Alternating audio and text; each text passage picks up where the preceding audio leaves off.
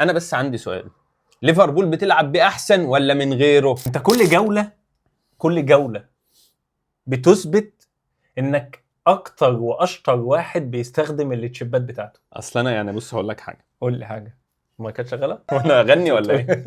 انا اكاد اجزم ان انا عملت كل حاجه صح. الناس كلها معاها مونوز، حلو، فانا بلعب فري هيت، قمت جايب مونوز مع الناس. الماتش الوحيد اللي ما يلعبوش اتقبض عليه، انا اعمل ايه؟ ايوه افتح الزنزانه وقعدت اغني له وكل حاجه. قلت هالاند، وقلت كده الحلقه اللي فاتت، قلت ان هالاند قدام فريق دفاعه كويس بالارد ومش عارف ايه بيلعبوا بالخمسه، هيبقى صعب ان هو يعمل حاجه. انت ممكن تجيب الحته وانا بقول الماتش ده هيتفك بشوطه من بعيد. اخويا جوبن دياش ماشي، ما عنديش مشكله. انا وانا قاعد بتفرج على الماتش بقول اكيد مش هو. ليه بقى؟ لان دايما في الملعب لما تبص من فوق جوبن دياش شبه نيكو جونزاليز بالظبط، وانا مش هعمل كده. فانا ما جبتش هالاند اصلا. انتحار يعني، انتحرت وقلت انا مش هجيب هالاند. جميل. وهكابتن بقى ديفرنشال فولتمادا.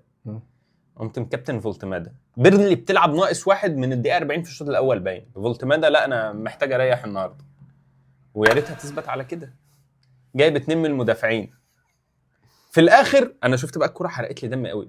الكوره بالهيد ضعيفه جدا جدا جدا جدا. كان مين مسكها بايده؟ تياو ولا مين؟ لا الولا رمسي العبيط ده. ايوه هو شفت واحد اسمراني بس ما شفتش مين. ماشي الكوره سهله، رامز ديل هيمسكها. قمت خدوا بلانتي يلا رجعوا للماتش. ليه في اخر ثانيه الكلين شيت يضيع. اجيب ايزاك عشان انا قايل ان ليفربول هتجيب اجوان في ليدز، وانا متاكد ان ليفربول هتجيب اجوان في ليدز. قلت لا الوينجات مش، ما اعتقدش، مع انه وينج منهم عمل اللي هو سوبوسلاي. التركيز اكتر هيبقى على المهاجم، وهو قافش في ايزاك. لما اجيب ايزاك يلعب ايكيتيك، فانا مش عارف اعمل ايه. هعمل ايه طيب؟ انت فتحت تشكيلتك الصراحه حزنت يعني. انت جبت كام نقطه بالله عليك لحد دلوقتي؟ لحد دلوقتي. ما انا لحد دلوقتي من لسه لي كونيا وليمانس برضه. واحد هيصد بلانتي وواحد هيحط هاتريك. تفكر كل مره ما تقول كده يا ابني ما هو ده طوق النجاه بتاعي. طوق النجاه بتاعي اليونايتد. الوهم انا ما بجيبش لعيبه من اليونايتد عشان حاجه، عشان احنا بنصور لحد او بنصور الاثنين قبل الماتش، واليونايتد بتلعب بعد التصوير، فتلاقيني متحمس وبتاع. أيوة. يعني ما بستناش جوله تخلص، ده الهدف من لعيبه اليونايتد. يعني انت سلاحك الوهم والامل بالظبط كده. انا لهذه اللحظه جايب 55 نقطه. ما شاء الله ما شاء الله. عم نزلت بقيت 400,000. عايزين مننا ايه؟ انتوا عايزين 400,000 يا خبر ابيض. بما ان انت صاحب جمله ان انت هتركز بس في الجوله اللي جايه وسيبك من التخطيط وسيبك من كل الكلام ده، فاحب اسالك هنعمل ايه الجوله اللي جايه؟ بص انا هدل اللي ده وهدل ده. بمعنى ايه؟ اللي عايز يمشي زيي مع الحزب بتاعي، حزب الجوله الجايه بس، هيلاقي معلومات. والناس بتوع التخطيط ماشي، والناس اللي هم بيخططوا لقدام ورؤيتنا في 2030 والجو ده، دول برضه هنديهم معلومات. والمونوريل والمترو الانفاق والحاجات دي بقى حاجات اللي هم بقى ايه، طوبه فوق طوبه وابني وكده. استون فيلا عمل ماتش حلو جدا قدام ارسنال. واتكنز ايه عايز تقول ايه؟ قول ما انت كنتش جواك. لا كنت هقول ان انا قلت لك ان هم هيلعبوا لعب مباشر وكوره عاليه والكلام ده الماتش اللي فات. حلو ما عنديش مشكله يعني، بس هو يعني هم فرقه انجليزيه بحت بجد. عندي وجهه نظر في الموضوع ده وهقولها حالا يعني. من الجنبين فعلا يعني، هي كانت من الجنبين. ما هقول حاجه يعني اخطاء من هنا وشويه تقصير من هنا. يعني قصدي استون فيلا مش فرقه قويه جدا بالظبط. ايوه كده. انا عارف تعيس كده، وانت برضه غلطت في كذا حاجه، وارتيتا بدا بكذا حاجه غلط. لا هو واداء كذا لعيب. هو ما اداش بكذا حاجه غلط ولا حاجه، هو بدا بالصح. لا موجيني ما ينفعش يبدا. ليه؟ يا ابني هو الوحيد اللي عندك جاي فورمه كل ماتش جون واسيست. ماشي بس هو دايما بيسقط، ولدرجه ان قلبين الدفاع بقوا فاهمين فبقوا بيسيبوه يسقط ماشي براحتك. انما جيوكريس بياخد مع اللعيبه ماشي. وانا دي حاجه، بس انا بقول لك واحد راجع من اصابه وواحد جاي فورمه، هتلاعب مين؟ ما كده هتلاعب اللي جاي فورمه. ماشي. بس مش دي النقطه يعني، ولكن اصل هو ادرك ان هو عمل حاجه غلط، ان هو طلعه ضد. ما هو لا هو ادرك ان ميرينو مجهد بس مش عارف يلعب، فطلعه. خلينا نتكلم فانتازيا وكرويا. يعني واتكنز اتاحت له فرص كتيره جدا، ولكن استغلاله ليها كان ضعيف بطريقه. هو فورمه سيئه جدا. ايوه بالظبط. يعني هو مش واقف على رجليه خالص. اللي فورمه كويسه وهو روجرز ومالن بس بيقعد دكه. عمره ما يلعب بيقعد دكه. خلينا نتكلم في نقطتين مهمين قوي لازم تاخد بالك منهم في موضوع استون فيلا ده. اولا ارسنال بيلعب من غير خطه دفاع خالص، واستون فيلا تكسب على ارضها 2-1 في اخر ثانيه. فانت متخيل الناس شايفه بقى ان ده اللي وقع ارسنال ومش عارف. لا ارسنال بجد هو اي حد يجيب فيهم اجوان دلوقتي بخط الدفاع ده ماشي، والاجهاد اللي في اللعيبه ده. تاني حاجه ان استون فيلا عندهم 4 ماتشات جايين 3 منهم ضد فرق من التوب 6. ويست هام اللي المومنتم معاهم دلوقتي. فويست هام بقى لها كذا ماتش، يعني ماتش برايتون ده هي كانت كسبانه اصلا. فالمومنتم معاها، فانا ما اعتقدش ان ماتش هيكون سهل لاستون فيلا. بلاش تسرع، بلاش تجيب لعيبه من استون فيلا، ده وجهه نظري. لو ديكلان رايس لعب ماتش دوري ابطال اوروبا ما تفكرش فيه خالص. لو ريحه هاته في ماتش وولفرهامبتون هيبقى مفيد ومهم. توتنهام لتاني مره في الموسم بعد البدايه القويه اللي بداها وخدع الناس وقال لك بس دي فرقه هتنافس على الدوري السنه دي، بيعمل نفس الحوار تاني. وانا شايف ان الناس تاني بتصدقهم وبتجري وراهم. ما تتسرعش واهدى واتفرج عليهم كده، لان هم فعلا نصابين جدا. انا شايف ان نفس الكلام ينطبق على ليفربول. ليفربول نصابين ومشاكلهم كتير بصراحه. وانا اللي يزعل ابن بلدي خلاص اعمل له اديله بلاك ليست. انت عاطفي يا عاطفي طبعا. طب هسألك سؤال، انت شايف ان الموضوع شخصي مع صلاح؟ يا اسطى بص، انا شايف حاجه وانا متاكد منها 1,000,000%. انا شايف ان ده مدرب فاشل وما عادش عنده حلول. حلو. ما عادش عنده اي حلول، مش عارف يحل المشكله اللي هو فيها. فانا هعمل ايه؟ هشيل انا الليله؟ لا، عندي نجم فرقه هلبسها له. مش هلبسها له، هو هيلبسها تلقائي لان هو نجم الفرقه. لا، ما هو نجم الفرقه ده انا ممكن اطلع اقول انا كمدرب اطلع اقول لا. على فكره هو كل ماتش بيقول انا المسؤول عن الخساره. يا ابني ماشي، ما هو هيطلع يقول كده، بس افعاله بتعمل ايه؟ صلاح قاعد على الدكه ما بينزلش. طب ده معناه ايه بقى ضمنيا؟ معناه ايه؟ في نفس الوقت اللي صلاح قاعد فيه على الدكه ما بينزلش ده، في عندك اداء بقى ولا اروع. فان دايك، كوناتي، ماكاليستر. طب انت مش شايف ان كل اللعيبه دي لما تبقى مستواهم سيء يبقى هو اللي غلطان؟ ما هو كل اللعيبه دي مستواها سيء يبقى هو مشكله مدرب، صح؟ اي طب ما ده اللي بقوله. فانت ما ليه مش شايلها لمحمد صلاح؟ هو مش شايلها. انا عندي وجهه نظر في الحوار ده وقلتها لك من كذا جوله. قلت لك ان هو بيرفص وهو بيرفص كده وخلاص بيغرق وبتاع، عمال بيحاول ان هو يلاقي اي حل. فعمال بيبص قال لك انا مين اللي قدام عندي ان هم بيدافعوا، لان هو خلاص دفاع وحش فهو عايز يلحق الكوره من قدام، فخلاص انا هدافع من قدام. مين اللي ما بيدافعش؟ صلاح. فخلاص ما نلعبش صلاح وننزل واحد بيدافع. ما عنديش مشكله. جربها في ويست هام، انا مش هقول لك نجحت بس كسب. فقال لك اجربها تاني في ساندرلاند سابت له الكوره فما كانش محتاج حد يلعب، ما كانش محتاج حد يدافع. سوري، اما نزل له الشوط الثاني عشان ما كانش محتاج حد بقى يفرهد وبتاع. هو كده احنا في ملعبكم وعندكم في نص الملعب وبتاع، ف كده احنا معانا الكوره اصلا، يعني كده مش مضطرين ان احنا نضغط عليه وبتاع. فنزله فما حصلش حاجه. رجع تاني الليدز كان محتاج ان حد يدافع. لحد هنا، لحد ماتش ليدز هو غرقان والاداره ملبساه اللعيبه اللي هي بملايين دي عشان لازم تلعب، لان هو انا 100% مش هو اللي جايبهم، يعني 100% ولا ايزاك ولا فيرتس مش جايبهم، وبدليل الملعب لان هو عمال بيجرب هنا وهنا وهنا. ده فده معناه ان هو مش مخطط ان هو انا جايبه علشان هلعبه في الحته دي. حلو الكلام. لو صلاح بعد ماتش ليدز راجل بروفيشنال وطلع خلص ماتشه اي نعم ما لعبش وقال للصحافه كلمتين وخلاص زي الفل. انما انا شايفه مش هقول لك ان هو قاعد يصيح، مش لان ده ايه لفظ يعني لا يرتقي لمحمد صلاح يعني، بس هو زودها. يعني انا من وجهه نظري زودها يعني، او ما كانش احترافي كفايه. يا صاحبي انا دلوقتي عندي سؤال مهم، سيبك بقى هو اتعامل باحترافيه ما اتعاملش باحترافيه، الكلام كان ايه ايا كان كل ده. انت دلوقتي حط نفسك مكانه، انت دلوقتي واحد جاي بتشيل شيله مش شيلتك. ما هو انا هقول لك حاجه، اسمعني للاخر. لا انا هقول لك، هو التصريحات بتاعته دي خلاه يشيلها اكتر. لا لا لا لا لا طبعا خلاه يشيلها. لا طبعا يشيلها اكتر يا ابني، ما هو كل العالم شايف ان هو سلوت مش هيلها له. لا انا هلعب من غير النجم بتاع الفريق وبيخسر وبيتعادل طيب ما هو ده اللي هو خلاص يبقى انا ساكت، يبقى انا مش مسؤول عن حاجه، انا ما بلعبش وانتوا برضه ما بتكسبوش. طيب ماشي، يبقى انا خلاص انا ساكت ومفيش حاجه انا بقدمها، الناس كلها شايفه اني ما بلعبش ومش مؤثر وانتوا برضه ما بتكسبوش، يبقى العيب مش مني، فانتوا شوفوا بقى مشكلتكم. انما هو لما طلع قال ايه غلط؟ لا هو طلع اتكلم قال يعني هو قال بالظبط اللي هو انتوا عايزين تشيلوني حاجه مش شيلتي. مين بقى اللي طلع يعني هو بجوزها قوي يا ابني؟ ما هو ده اللي بيتقال، ان صلاح المشكله وارني سلوت قعده عشان هو المشكله اللي في الفريق وهو اللي مأثر على اللعب. على فكره يبقى كده ارني سلوت نجح والله. نجح في ايه؟ نجح ان هو يعني بعد ما كان كل الدنيا شايفه ان هو غلط. ارني سلوت ضعيف فنيا جدا، والاداره ادت له لعيبه، فهو مش قادر يبتكر ويلاقي حل، ومش قادر يلاقي اي حاجه. فهو خلاص هو هيترفد 100%.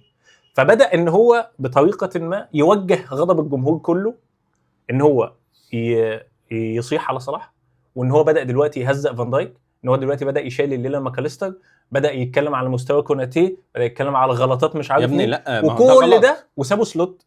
لا ما هو خد بالك الجمهور ما بيشتمش في صلاح، م. يعني ما فيش لا، حد من دلوقتي- مشجعين ليفربول لا ولا قبل كده لا ما قبل كده طبعا، لا ولا كده قبل لا ولا طبعاً. دلوقتي حد بيشتم في صلاح. لا دلوقتي بدا ان هو هو كل الاعلام بس اللي هم شويه الكلاب اللي هو مطلوقين على لعيبه ليفربول اللي هو كارجر والناس الانجليزي اللي هم الايه، صلاح واجعهم شويه.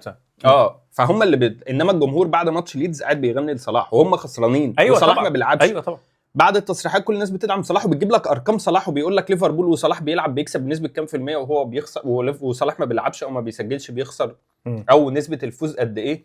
فالجمهور كده كده مع صلاح. بص ليفربول اتعادلت هو ما لعبش ماشي، ليفربول خسرت هو ما لعبش، ليفربول خسرت ما لعبش، ليفربول اتعادلت ما لعبش، ليفربول كسبت ما لعبش. طب هيعمل ايه؟ يعني هو في كل الاحوال الفرقه نفسها ادائها وحش وهو ما بيلعبش. ايا كان النتيجه سواء صلاح بيبدا او ما بيبداش هي النتائج ثابته، نتائج متذبذبه، ما فيش اداء ثابت في الملعب. الصفقات اللي هو جايبها سواء فيرتس او ايزاك ما قدموش مش هو اللي جايبها اصلا، ما هو اللي كان المدرب، استحاله هو اللي يكون جايبها. ما هو المدرب ما هو ده عبط منه. هو صاحبي فيرتس لما مضى قال لك انا هاجي لكم مش هروح للبايرن بس لازم العب رقم 10، انا ما بحبش العب على الجناح. دي حاجه هو كان قايلها، فهو سلوت مجبر ان هو يلعبه رقم 10. طب ما هو كده بقى عنده لاعبين الفرقه او الخطه لازم تتمحور حواليهم اللي هو صلاح وفيرتس. يا ابني ما تلعبش اللعب على صلاح، ما تمحورش اللعب على صلاح، محوره على فيرتس. هل فيرتس يعرف يأدي؟ تفتكر ما فيش اهو يا ابني بقى له قد ايه. بس انا زي ما قلت لك بدل في اكتر من 4-5 لعيبه هم مش في مستواهم 100% هو ارني سلوت يعني.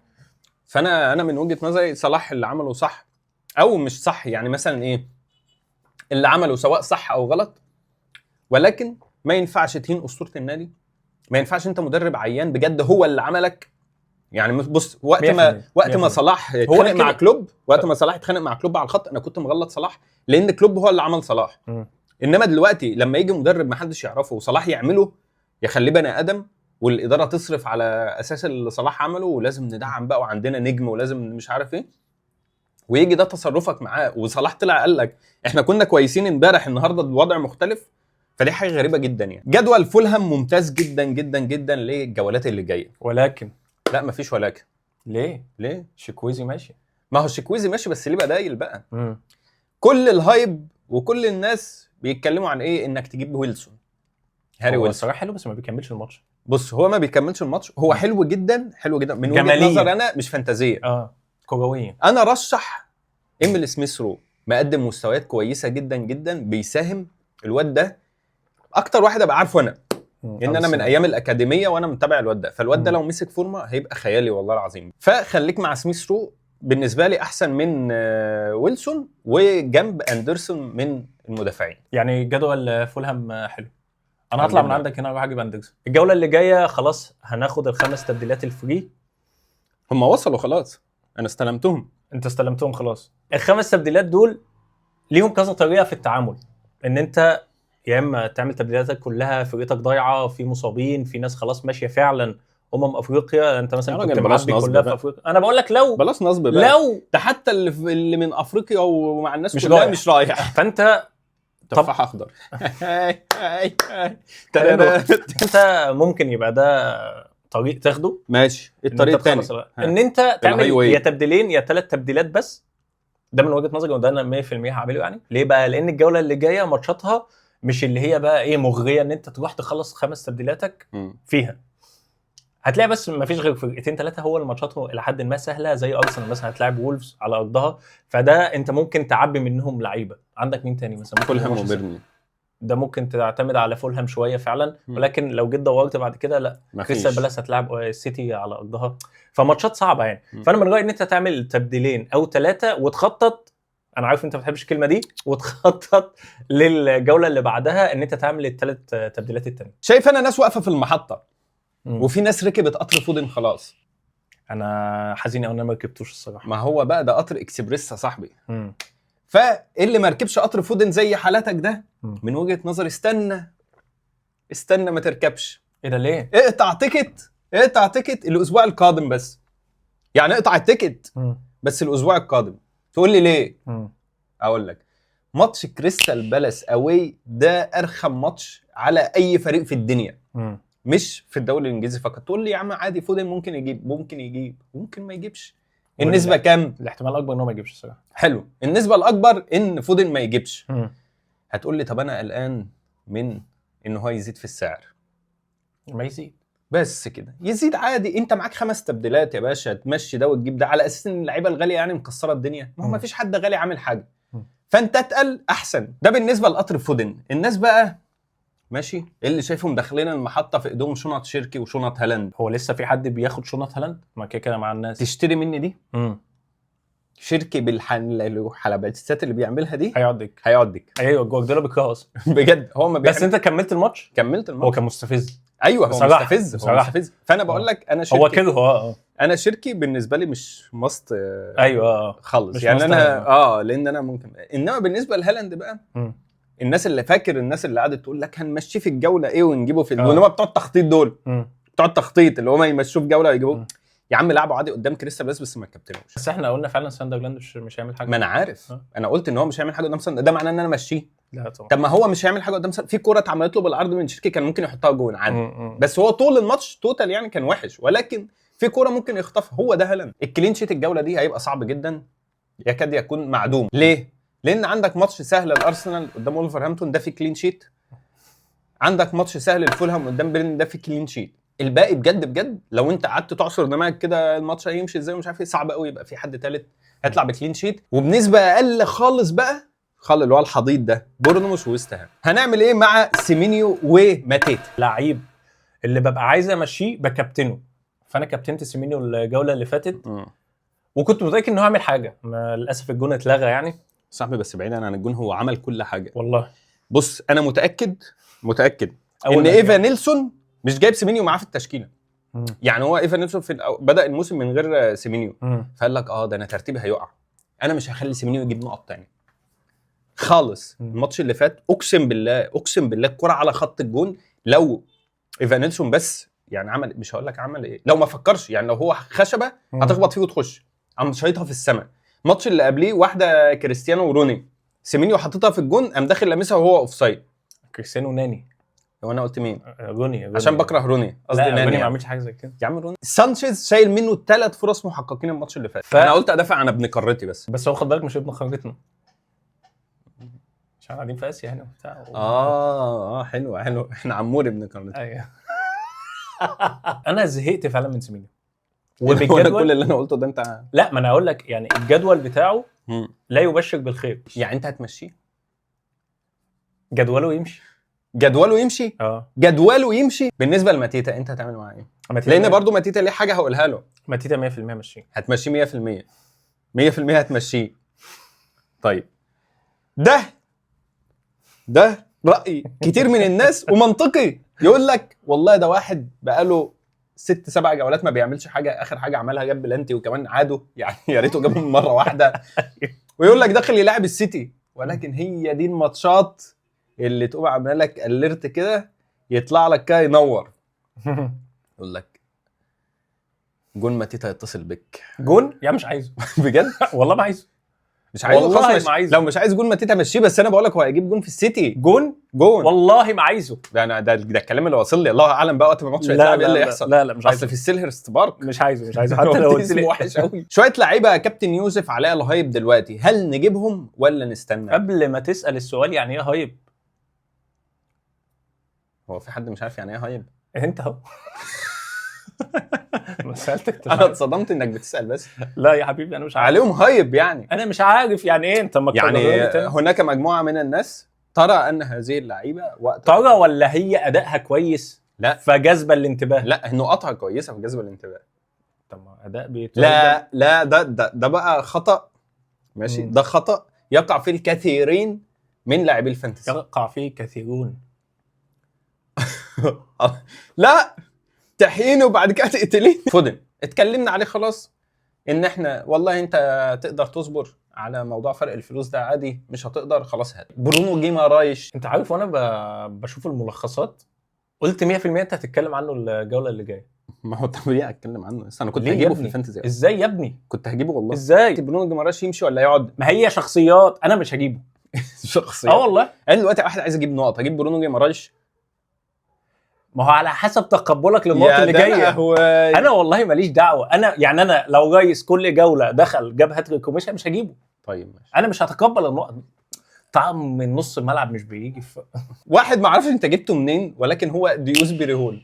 ايه رايك بالله عليك؟ والله بجد مش طبيعي يعني. ليونيل ميسي والله مش طبيعي. المشكله في حاجه بقى، شفت بقى الاجوان اللي هو يعني المساهمات اللي هو بيساهمها. يعني الماتش اللي فات عدل الكره على يمينه بيرفعها دخل الجون. ماشي يا ابني انت اشول. مفيش ولا جون جابه بشماله على فكره. ايوه الماتش الجون الثاني جايه له هي زي ما جايه راحت. يخرب بيتك. بيعمل بال 15 ديفنسيف كونتريبيوشن. جامد قوي بصراحه جامد قوي. عامه انا من وجهه نظري يعني هاته، هو كده كان مش هيزعلك، وحتى لو بلانك مش مشكله، هو كده كان المومنتم معاه، وانا خلاص بقيت مقتنع بالموضوع ده. انت عارف انا جبته من ساعه ايه؟ لما عرفت ان هو جايب 30 مليون. فانت قلت فانا قلت 100% الراجل ده مهم. الناس اللي راح تجيب كاش بلاش. طيب فان هيكي حلو. فان هيكي والله الواد ده مستفز. اتفرجت على ماتش برايتون. ساعات كده بيزهق من الدفاع ويقول انا بس اخد مشوار كده، ويدخل يفضل يكمل وبعد كده يبازي لحد ممكن يشوط. ماشي. فوالله يستحق النظر، بس ما بيعملش كلين شيت. ولكن ما انا بقول لك، انا ما قلتلكش سيره الدفاع خالص. انا بقول لك ان هو بيزيد كتير قوي، والواد ده كوبيجي عاجبني قوي الصراحه. ايه رايك؟ حلو جدا. كانت زيتونه كده اللي لحقها بقى. هي لا مكمله لعيبه نركز عليها للجوله ال16. ليه انا قلت كده؟ ليه؟ عشان هي للجوله ال16 فقط. اتكلمنا عن لاعيبه ارسنال، وخد بالك كالافيوري موقوف. فانا اتكلمنا عن لاعيبه ارسنال ساكا وهنكابي. طبعا بالمر رجع وعمل ماتش جميل جدا قدام بورنموث، ورجع ورايا بقى. اكيد مش هتفرج على الملخص يا اما انت اتفرجت على الماتش، فانا اقول لك انه عمل ماتش الصراحه وحش، ولكن قدام ايفرتون ممكن يبقى هو الحل، لان ايفرتون هيفضلوا متكتلين وعندهم مشكله مشكله من ناحيه الشمال. انا عايز اعرف مين اول واحد ابتدع حوار ان انا اشوف الفرقه عندها مشكله في مين، واشوف الفرقه اللي هتلاعبها تجيب اللعيب. يعني مثلا فرقه مدربها وجهاز الفني واللعيبه كل الناس اللي بتحلل عارفه ان انا عندي مشكله في الباك ليفت، وهيلعب عليه صلاح مثلا. هيلعب عليه صلاح. فانا خلاص المحللين بتوعي مش عارفين، واللي قاعد بيشرح فانتزي عارف ان في مشكله في الباك ليفت، هم يتغاضوا بقى. يلا صلاح حط بقى، عشان احنا دايما بنقبل اجوان من هنا. ايوه ما طبيعي هيقفلوا عليه. اللي هو قاعدين بقى اللي هو خساره متضايق ليه كده؟ عندنا مشكله من ناحيه الشمال، وصلاح هيلعبنا النهارده وهنسيبه. طب ليه يا كابتن ما تغيره؟ في واحد النهارده قال على التحليل ده مش هقدر.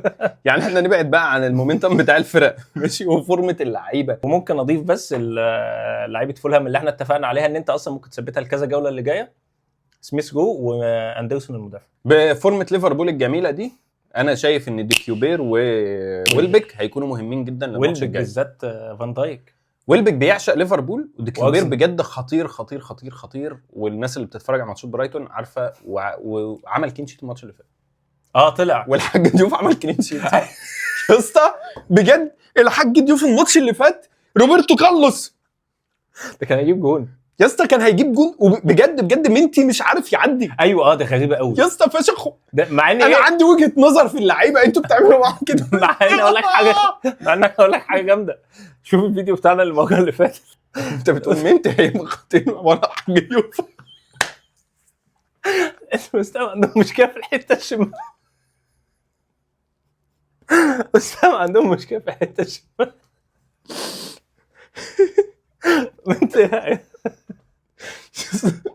ده ضيوف فشخ.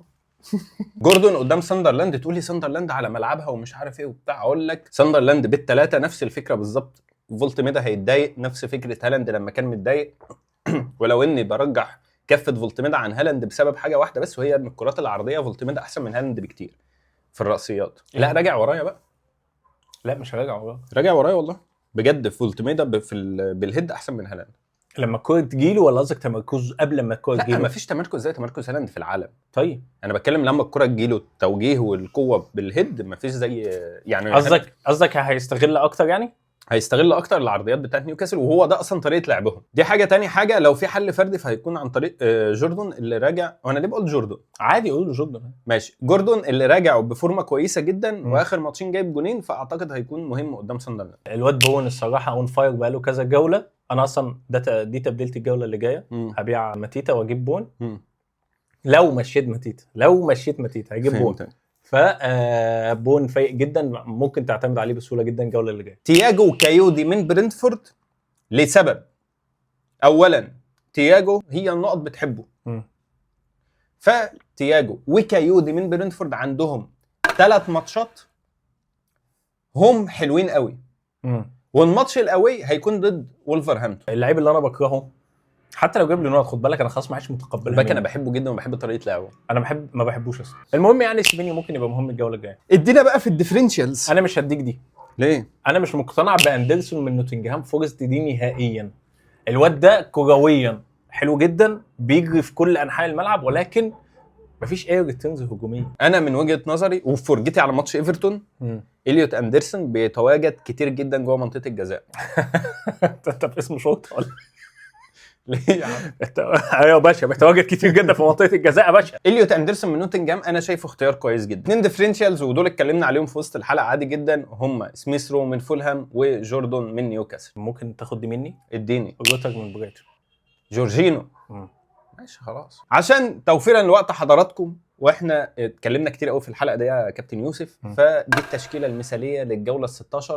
اعمل بص عليها، لا ممكن تساعدك في ترانسفير ولا حاجه اللي انت هتعمله. نكابتن مين الجوله ال16 من فانتسي الدوري الانجليزي؟ طيب احنا كده يا جماعه لما بنتكلم في الكابتنه مش بنتكلم عن هالاند، يعني خلاص احنا بنتكلم ما بعد هالاند. انا شايف ان هو مش اوبشن كابتن. انا شايف خالد شايف ان هو مش اوبشن كابتن. احنا بنتكلم، ما انا بقول لك على كده اللي انت بتقوله ده، ما هو كانش اوبشن كابتن في الفولهام. ايوه، وما كانش اوبشن كابتن في ساندرلاند. ماشي، ما هي مره هتظبط مره مش هتظبط. المره دي مش هو انت ماشيه كده. انا ماشيه كده يا صاحبي. عقده هالاند الفريق اللي بيلعب ب3 و3 زي لاكوروا وجيهي واسمه ايه. لا بجد هياكلوه. بس انا اقول لك حاجه، هياكلوه. اقول لك حاجه والله. قول لي كده. والله العظيم انا مش عشان حاجه يعني، انا مستحيل ولا دجال، مش عشان انا بحب السيتي او حاجه. ماشي. ولكن هالاند ممكن يبوظ لهم التمركز بتاعهم.